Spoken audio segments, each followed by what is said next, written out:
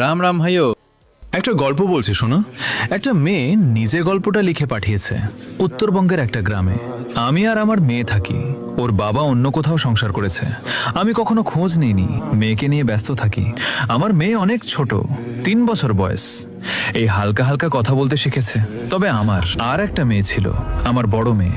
প্রায় সবাই আদর করে, পুতুল রানী বলে ডাকতো। কারণ ওকে ছোটবেলায় বড় একটা পুতুল কিনে দিয়েছিলাম, যেটাকে ও সব সময় সাথে করে নিয়ে ঘুরে বেড়াতো।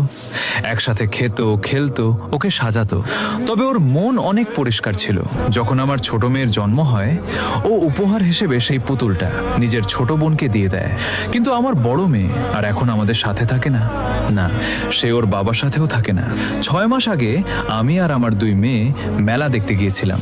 ফেরার সময় ক্লান্তি লাগছিল, তাই রিক্সা ভাড়া করেছিলাম। আমার কোলে আমার ছোট মেয়ে আর পাশে বড় মেয়ে। বেশ আনন্দেই গল্প করছিলাম। হঠাৎ পিছন থেকে একটা গাড়ি আমাদের পাশ কাটিয়ে বেড়াতে গিয়ে রিক্সার সামনেটাই লেগে যায়। রিক্সাওয়ালা ভারসাম্য না সামলাতে পেরে রিক্সাটা একপাশে পড়ে যায়, আর আমরা 3 জন মাটিতে ছিটকে মেন রোডের মাঝখানে পড়ি। আমি সঙ্গে সঙ্গে আমার ছোট মেয়েকে জড়িয়ে ধরি, যাতে ও আঘাত না পায়। দিয়ে যেই মুহূর্তে আমি আমার বড় মেয়ের দিকে তাকাই, দেখলাম ওর বুকের উপর দিয়ে একটা ট্রাক পেরিয়ে চলে গেল। কখনো নিজের কাছের মানুষটাকে ছটপট করে শেষ নিঃশ্বাস নিতে দেখেছো? আমি দেখেছি, চুপচাপ দেখেছি, প্রত্যেকটা নিঃশ্বাস গুনেছি। আমি ওর সাথে জড়িত সব স্মৃতি আলমারিতে ঢুকিয়ে দিয়েছিলাম, যাতে ওর কথা মাথায় না আসে। কিন্তু কিছুদিন আগে আমি নিজের মনে জানালার বাইরে তাকিয়ে আকাশটা দেখছিলাম। আমার ছোট মেয়ে ওর সেই পুতুলটাকে আলমারি থেকে বের করে নিয়ে এসে কোলে রেখে বলল, মা, দিদি।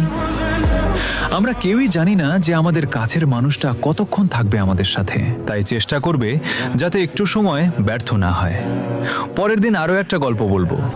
আমি তোমাদের সুদীপ। সাবস্ক্রাইব করতে ভুলবে না যেন।